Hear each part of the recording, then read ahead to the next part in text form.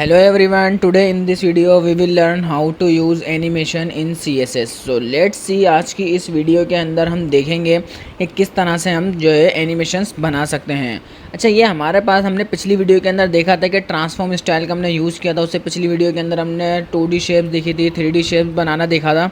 तो आज की इस वीडियो के अंदर उन्हीं सब चीज़ों का यूज़ करके हम यहाँ पर एनिमेशंस कोई एक क्रिएट करने वाले हैं। और ये जो एनिमेशंस हम बनाने के लिए यूज़ करते हैं, ये हमारे पास CSS 3.0 के अंदर ये हमारे पास प्रॉपर्टी आई थी। ठीक है, ये हमारे पास एडवांस CSS के अंदर आई थी, जो इस वक्त CSS का लेटेस्ट वर्जन है।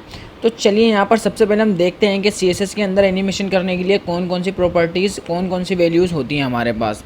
तो हमारे पास यहाँ पर एक लिस्ट है जिसके अंदर एनिमेशन नेम, यानी कि मतलब कि एनिमेशन का हम नेम देंगे।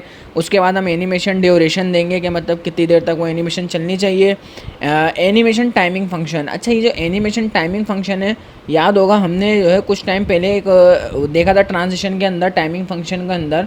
तो ये सेम वही है, हमारे पास लिस्ट है जिसके अंदर जैसे हमारे पास टाइमिंग फंक्शन बहुत सारे टाइप्स के आते हैं। जैसे कि टाइमिंग फंक्शन के अंदर ईज़ आता है, लीनियर आता है, ईज़ इन आता है। तो इस ईज़ का मतलब है कि जब वो हमारी जब एनिमेशन चल रही होगी तो वो स्टार्ट में उसका चलने का मतलब स्टाइल क्या होगा। जैसे कि स्टार्ट के अंदर वो स्लो होगी, फिर बीच के अंदर वो फास्ट होगी, एंड के अंदर वो स्लो हो रही होगी। ठीक है, इसी तरह से लीनियर के अंदर क्या होता है, लीनियर के अंदर हमारे पास सेम स्पीड होती है, यानी कि स्टार्ट से लेकर एंड तक हमारे पास सेम ही स्पीड रहने वाली है।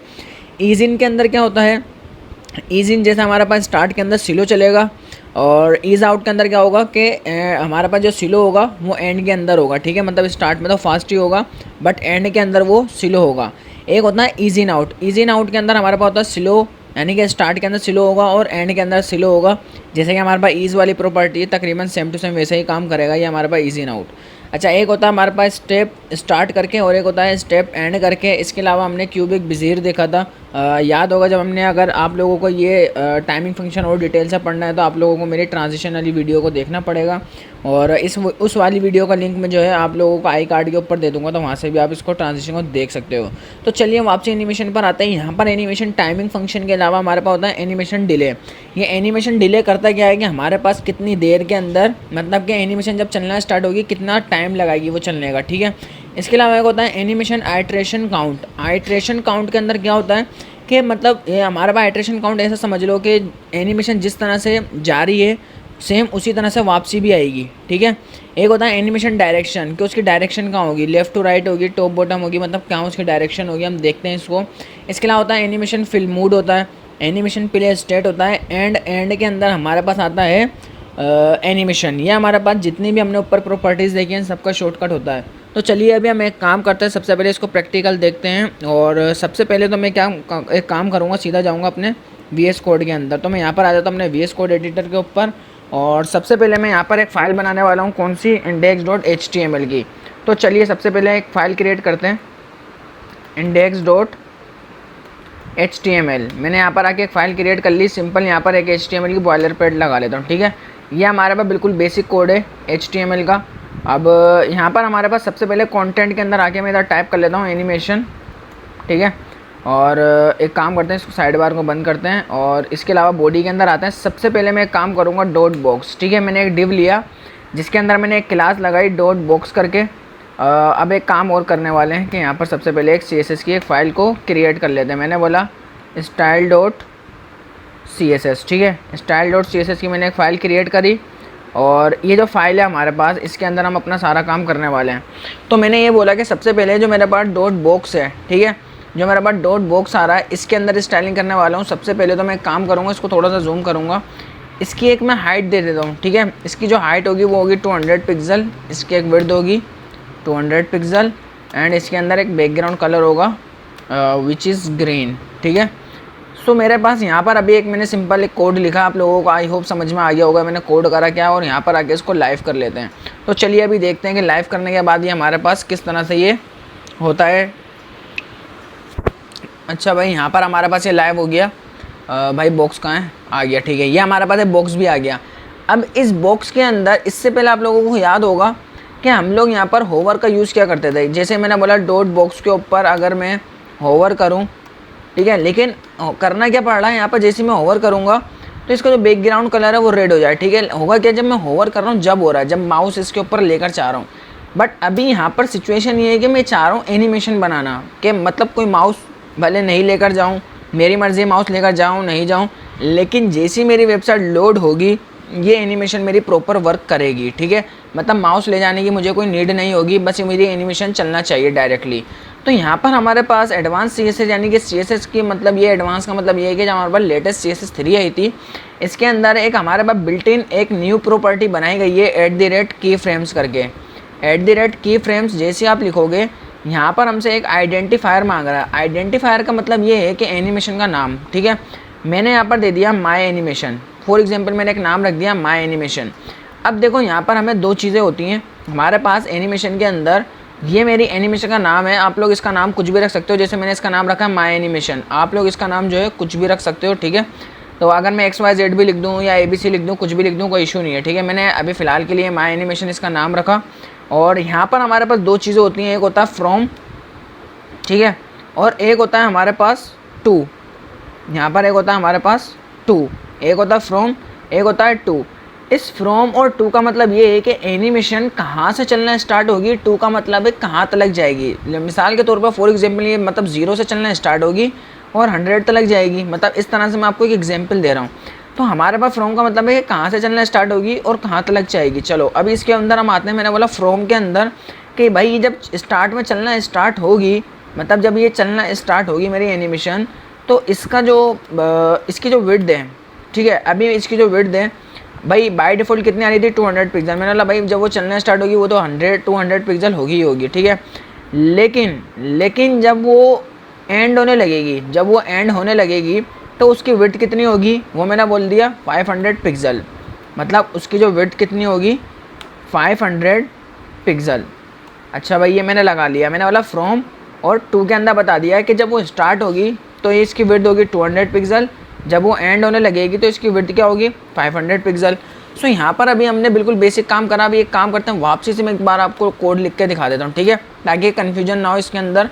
देखो करना क्या है, हमने क्या लिया, एक लिया मैं इस पूरे को हटा दे रहा हूँ, ठीक है। मैंने क्या करा @keyframes लिखा, आइडेंटिफायर मांग रहा है। आइडेंटिफायर मतलब कि एनिमेशन का नाम आप क्या रखना चाह रहे हो। मैंने एनिमेशन का नाम ABC भी रख सकता हूँ, BD भी रख सकता हूँ, जो दिल करे वही रख दो, ठीक है। मैंने यहाँ पर फ़िलहाल के लिए ऐसा कर लिया, इसका नाम मैंने कर लिया एग्जाम्पल कर लिया, चलो, ताकि आप लोगों को ऐसा नहीं लगे कि ज़रूरी वही नाम होगा। भाई एग्जाम्पल कर लिया। एग्जाम्पल करने के बाद करना क्या है, आपने इधर आना है, इधर आके आप कुछ भी बता सकते हो कि फ्रॉम, मतलब फ्रॉम का मतलब क्या था कि इसके अंदर जब वो स्टार्ट होगा तो उसका बैकग्राउंड कलर स्टार्ट में रेड होगा, लेकिन जब एंड होने लगेगा, जब वो 2 होगा, बात समझ आ रही है। जैसे वो जब स्टार्ट होगा, फ्रॉम का मतलब है कि जब स्टार्ट होगा, स्टार्ट में उसका जो कलर होगा वो होगा रेड, लेकिन जब वो एंड होने लगेगा तो उसका कलर क्या हो जाएगा, येलो हो जाएगा, ठीक है। तो चलिए अभी हम चल के देखते हैं भाई क्या मतलब एनिमेशन हमारी वर्क कर रही है या नहीं कर रही है। तो भाई अभी देखो पेज को रिलोड भी कर लूँगा तो भी ये एनिमेशन वर्क नहीं करेगी, क्योंकि आप लोग अगर आप लोगों ने कहीं एनिमेशन पढ़ी हो या अगर फर्स्ट टाइम पढ़ रहे हो तो मैं आप लोगों को इसके बारे में बता दूँ। ये जो एनिमेशन है ये हमने बिल्कुल एक बेसिक सेटअप किया है इसका, ठीक है, बात समझ आ रही है। बिल्कुल हमने अभी क्या करा, बिल्कुल बेसिक सेटअप किया है। अब हमें इसका फ़ायदा ये हुआ कि ये हमने एक सेटअप करके रख दिया। अब हमें सेम टू सेम यही एनिमेशन हो सकता है कि 10 बॉक्स पे लगानी हो या 20 बॉक्स पे लगानी हो। तो अब इसका क्या मतलब है, अगर ये हमारे पास एक सेटअप नहीं होता तो हम क्या करते हैं, फिर हर बॉक्स के लिए एक अलग अलग इस तरह की एनिमेशन बनाते हम, फिर हम ये कर सकते थे। लेकिन जब हमारे पास CSS 3 आई तो हमारे पास इस चीज़ का बहुत बड़ा मतलब अच्छी चीज़ निकाली इन लोगों ने। क्या करा कि एनिमेशन का एक नाम रखवा दिया। अब इस नाम को ले जाकर आप जिस डिव को बोलोगे, जिस स्पेन डिव को, जिसको स्पेन के टैग को बोल दो, B के टैग को बोल दो, I के टैग को बोल दो, मैंने अभी बॉक्स बनाया बॉक्स को बोल दो, इसका नाम ले जाकर आप जैसी बॉक्स के अंदर लोगे तो ये जो पूरी की पूरी एनिमेशन है मेरी, ये पूरी की पूरी एनिमेशन उसके ऊपर अप्लाई हो जाएगी, पूरी की पूरी एनिमेशन उस बॉक्स के ऊपर लग जाएगी और वो मेरा बॉक्स एनिमेट होना स्टार्ट हो जाएगा। अब फॉर एग्जांपल अगर मेरे पास यहाँ पर H1 होता तो ये नाम ले जाकर मैं H1 में बोलूँगा तो यही एनिमेशन इस H1 में भी वर्क करना स्टार्ट हो जाएगी। तो चलिए अभी देखते हैं कि हम इसको लगाएं कैसे। भाई ये तो हमने की फ्रेम्स तो लगा लिया, अब हम इसको लगाएं कैसे। देखो लगाने के लिए हमारे पास आता है कि एनिमेशन नेम, जो हमने पहली प्रॉपर्टी पढ़ी थी। ये बोल रहा है कि भाई जो आपने एनिमेशन बनाई है उसका नेम क्या है। मैंने बोला उसका नाम भाई एग्जाम्पल है, ठीक है। मैंने क्या बोला, इसका नाम जो है एग्जाम्पल है। अच्छा क्या भाई अभी लग गई होगी, चेक करते हैं। भाई पेज को रिलोड करा, क्या लग गई है? भाई नहीं लगी, क्योंकि हमें यहाँ पर एक और प्रॉपर्टी का यूज़ करना पड़ेगा ट्रांजिशन और एनिमेशन ड्यूरेशन का, जिससे उसको पता चलेगा कि जो एनिमेशन चलेगी वो कितनी देर के अंदर चलनी चाहिए या कितनी देर तक चलनी चाहिए। तो यहाँ पर आके मैंने लगा दिया एनिमेशन ड्यूरेशन 4 सेकेंड, ठीक है। एनिमेशन ड्यूरेशन 4 सेकेंड, आप लोग कुछ भी लगा सकते हो। अभी आया, पेज को रिलोड करा तो क्या देखा आपने कि जब मेरी एनिमेशन चलना स्टार्ट हुई, देखो अभी यहाँ पर तो रेड है, मैंने बोला स्टार्ट में तो रेड होगा बट आस्ते आस्ते वो येलो होता जाएगा। अभी देखो इधर आया, पेज को जैसे ही मैं रिलोड करूँगा अब ये आस्ते आस्ते रेड से येलो की तरफ आ गया, फिर क्लिक करा, आस्ते आस्ते रेड से येलो की तरफ आ गया, ठीक है। फिर रिलोड करा, रेड से आस्ते आस्ते येलो की तरफ आ गया। चलो भाई अभी एक काम करते हैं, हम थोड़ा सा इस पर और एनिमेशन लगाते हैं। हमने बोला कि जब वो चलना स्टार्ट होगा उसका स्टार्ट में कलर रेड तो होगा, ठीक है, बट उसकी जो विड्थ है ना, उसकी जो विड्थ है, हमने बोला इसकी विड्थ को आप क्या कर दो 500 पिक्सल कर दो। तो अब जब ये चलना स्टार्ट होगा तो अब देखो पेज को रिलोड करा, चलना स्टार्ट हुआ, आस्ते आस्ते येलो भी होते जा रहा रेड से, और देखो फिर रिलोड करा। अब ये एनिमेशन, मेरा माउस इधर है, देखो वो उधर एनिमेशन अपनी जगह खुद ही चल रही है। अब मुझे कोई माउस ले जाने की नीड नहीं है, ठीक है। अच्छा अभी मैंने बोला कि इसकी जो हाइट है भाई वो भी आप 500 पिक्सल कर दो। अभी देखो क्या होगा, अब मुझे कोई माउस ले जाने की नीड नहीं है, ये एनिमेशन मेरी खुद ही प्रॉपर वर्क करने में लगी हुई है। बात समझ आ गई होगी आई होप आपको। अभी एक काम करते हैं, सबसे पहले वापसी से मैं एक दफ़ा पेज रिलोड करके दिखाता हूँ, ये हमारे पास एनिमेशन वर्क कर रही है। अच्छा भाई अब यहाँ पर हम कुछ भी कर सकते हैं। मैंने बोला जब वो चलना स्टार्ट होगा तो भाई इसके अंदर आप एक काम ये करना कि स्टार्ट में इसका जो बॉर्डर रेडियस है ना, इसका जो बॉर्डर रेडियस है स्टार्ट के अंदर वो होगा 10 पिक्सल का, ठीक है। लेकिन जब वो एंड होने लगेगा तो उसका जो बॉर्डर रेडियस है, जब वो एंड होने लगेगा उसका बॉर्डर रेडियस 50 पिक्सल का कर देना। देखो अभी क्या हो रहा है कि जब वो चलना स्टार्ट हुई मेरी एनिमेशन चलना स्टार्ट हुई तो वो कुछ इस तरह से, लेकिन जैसे एंड होने लगता है तो ये कुछ याली एनिमेशन इस पर अप्लाई हो रही है। तो अभी हम एक काम करते हैं, इसके आगे की कुछ और प्रॉपर्टीज़ देखते हैं, ठीक है। हमने जैसे एनिमेशन ड्यूरेशन देखा, अब आता है एनिमेशन टाइमिंग फंक्शन, जिसके बारे में मैं आपसे बता रहा था कि मतलब क्यूबिक बेजियर हमने देखा था, ट्रांजिशन के टाइम पे हमने स्टेप्स देखे थे, हमने जो है ईज इन देखा था, ईज आउट देखा था, ईज देखा था। चलो हम ईज करके लगाते हैं। ईज में क्या होता है, स्टार्ट बीच में फास्ट होता है और एंड उसका स्लो होता है। देखो पेज को रिलोड करा, स्टार्ट उसका थोड़ा सा स्लो, बीच में फास्ट, एंड में स्लो होगा। तो आप लोगों को ये मैं पहले ही बता चुका हूँ कि जो टाइमिंग फंक्शंस होते हैं ये कब कोई बहुत ज़्यादा बड़ी एनिमेशन होती है उसके ऊपर ज़्यादा इफेक्ट इस पर नज़र आ रहा होता है, लेकिन अभी इतना ज़्यादा इस पर कोई डिस्प्ले नहीं होगा, मतलब या इतना ज़्यादा आप लोगों को फील नहीं होगा कि ये हमारे पास वर्क कर रहा भी है या नहीं कर रहा है, ठीक है। हमने जैसे ईज लगाया इसी तरह से हम ईज इन लगा सकते हैं। ईज इन में क्या होगा, हमारे पास स्टार्ट स्लो हो रहा है लेकिन जब एंड होने लगे वो फास्ट हो रहा है। देखा एंड इसका क्या हो रहा है, वो फास्ट हो रहा है।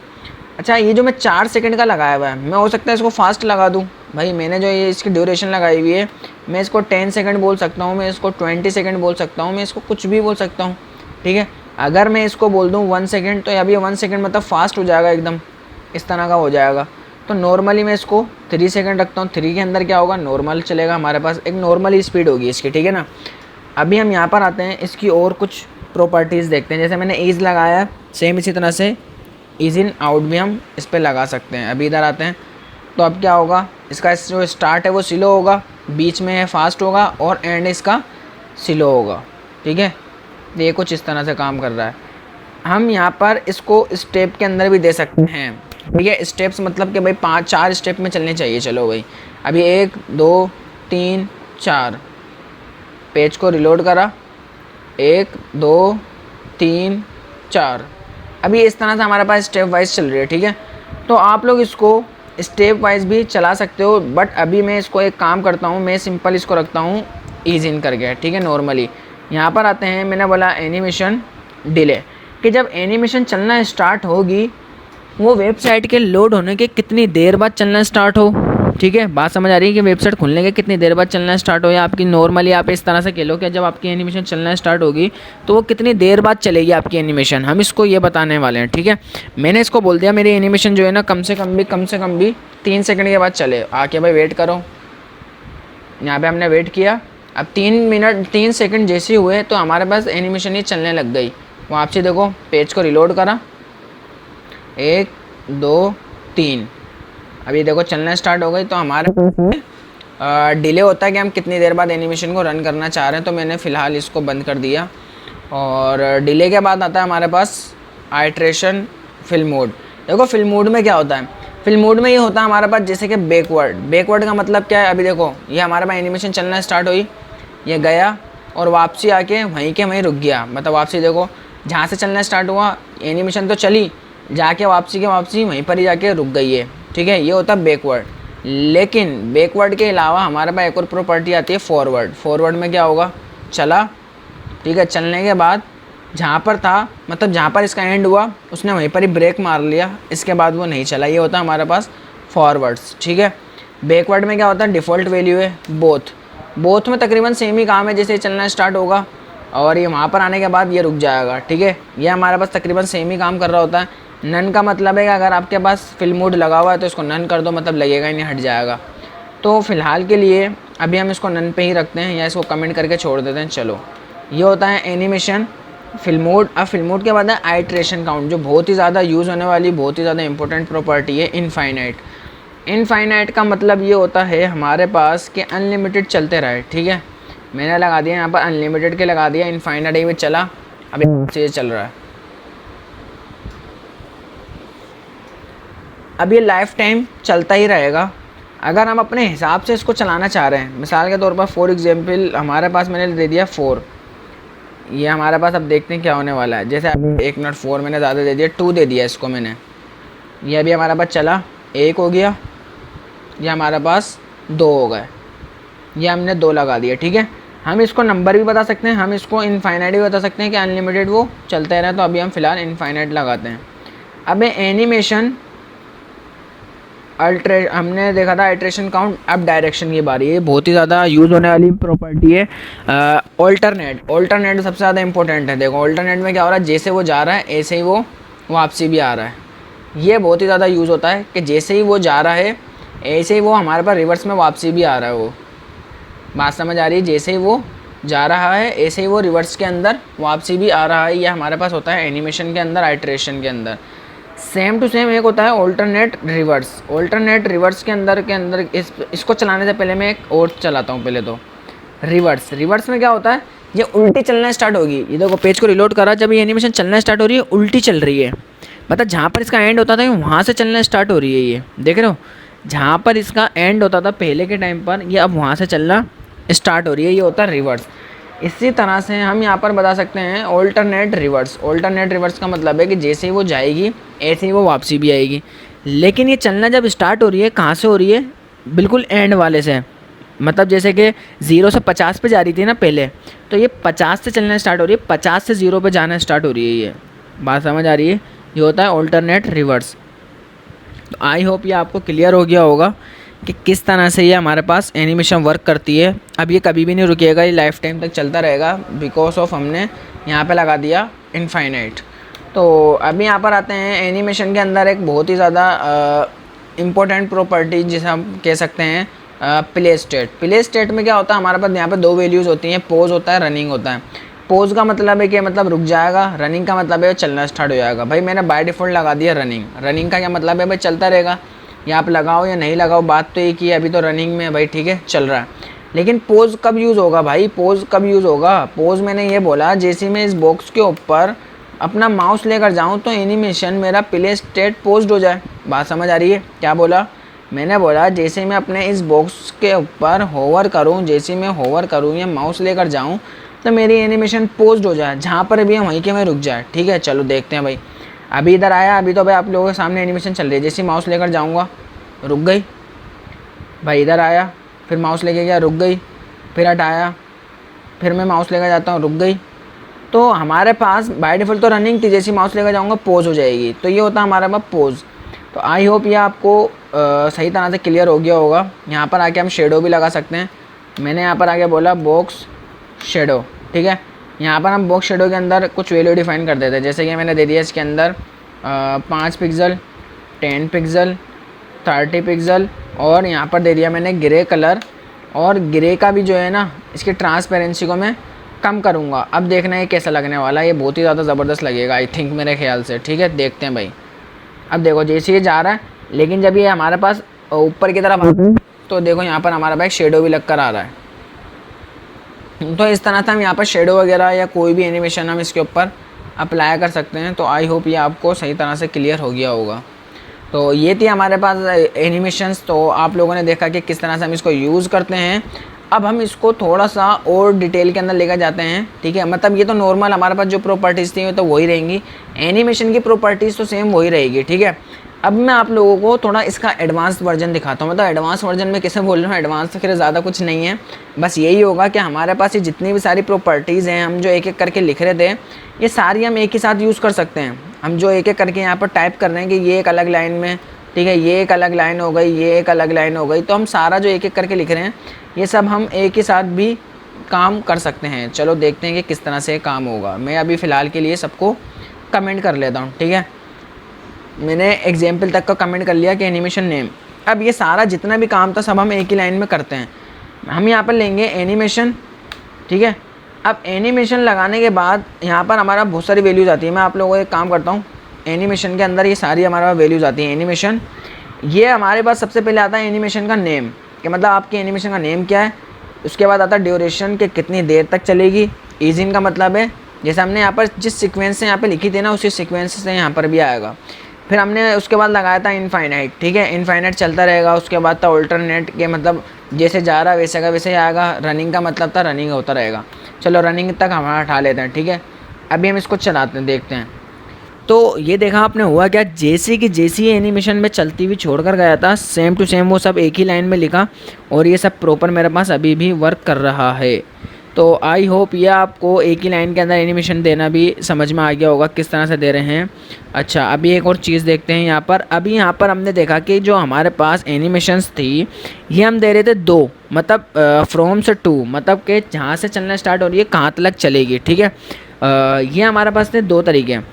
यहाँ पर इस तरीके के अलावा हमारे पास एक और तरीका भी है भाई, ये एक ही तरीका नहीं है। इसको हम कमेंट करते हैं, सेकंड तरीका हम देखते हैं क्या होने वाला है। देखो यहाँ पर आने के बाद ये तो हमने देख लिया। अब इसी के नीचे मैं काम करता हूँ, इस जगह पे एक और तरीका बनाने वाला हूँ। अच्छा, एनिमेशन तो यही रहेगी, @ की फ्रेम्स रहेगा। एनिमेशन का नाम क्या रहेगा, एग्जाम्पल रहेगा, ठीक है, एग्जाम्पल। अब यहाँ पर हम जो है चाह रहे हैं कि अलग अलग पॉइंट के हिसाब से चले, मतलब परसेंटेज के हिसाब से चले, कि 10% पे एनिमेशन का कलर रेड हो, 20 पे उसका कलर ब्लू हो, 30 के ऊपर ऐसा हो, 25 पर ऐसा हो, 50 पे ऐसा हो। तो ये हम यहाँ पर ये भी कर सकते हैं, मतलब मल्टीपल्स एनिमेशन भी हम इसमें दे सकते हैं। देखो किस तरह से मैं यहाँ पर 4 लगा के दिखाता हूँ, मतलब 25% के हिसाब से लगा रहा हूँ कि जब ये 25 पे चलना स्टार्ट होगी बैकग्राउंड कलर रेड होगा, बॉर्डर रेडियस 10 होगा, ठीक है।